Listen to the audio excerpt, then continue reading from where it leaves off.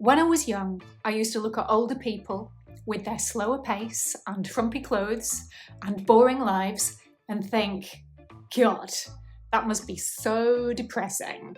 I'll never let that happen to me. But now I'm pushing 50, I know better. You start saying no to things, not because you can't do them, but because you genuinely don't want to. It's not just that priorities change, it's that some things just stop being fun, or just aren't worth the effort. Hi, I'm Tony, welcome back to the channel. This is a place where I talk about life's messy bits and what they've taught me. And today I'm sharing some major changes I've made in my 40s. Now, originally this was going to be a list of 9 or 10 things like ending toxic friendships and giving up wine. But then I realised they all boil down to just a few simple but very powerful shifts in how I think and how I live my life. But before we dive in, just a quick reminder, evolution doesn't happen overnight. These changes unfolded gradually over 10 or 20 years.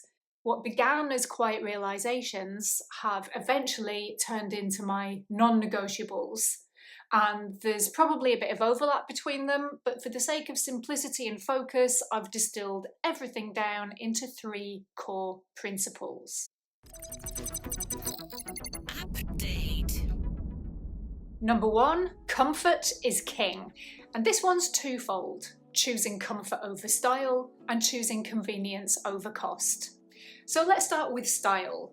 Now, I've never been a slave to fashion. My style's always been quite casual. But in my younger years, I definitely enjoyed dressing up sometimes, wearing impractical shoes and risking a chill on my kidneys, all for the sake of looking good.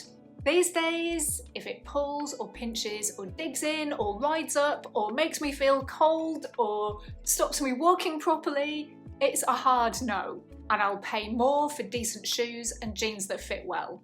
And then there's convenience over cost. I used to always choose the cheapest option. Roughing it was my default setting, but now my time, energy and sanity matter more.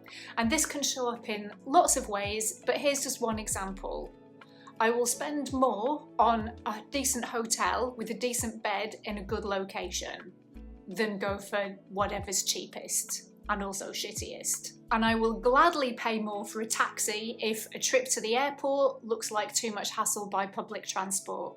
Now, my needs are still fairly basic. You know, I didn't move to West Island for a life of luxury and pampering. It's just that these days, choosing a little more softness and comfort where it matters feels like self-respect. It feels like dignity, and that matters more with age. Don't you think? Okay, next up, health over beauty. In my 20s and 30s, health was basically synonymous with skinny. Remember, this was the 90s and early noughties. In fact, it was never really about being healthy at all. It was about looking good.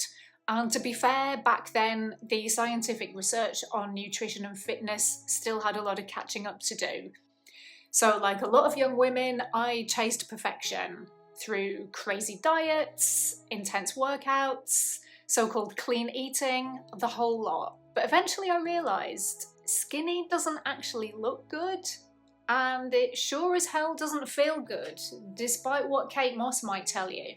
And when you experience injuries and mobility issues, and when you personally know people who don't live to see 50 or 40 or even 30, it does change your outlook. So eventually I gave up punishing my body.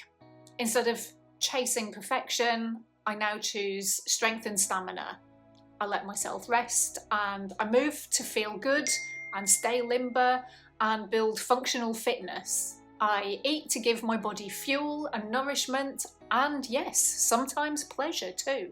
So in my 40s, it's definitely about feeling good, not so much looking good. Before we move on to number 3, just a quick shout out to short form. If you love deep dives but don't always have the time, short form breaks down the best non-fiction books into sharp, digestible insights. So click the link down below for a free trial and a discount.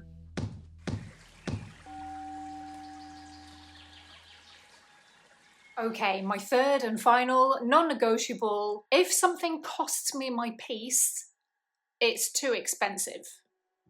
And this applies to all sorts of situations, but it basically means saying no a lot.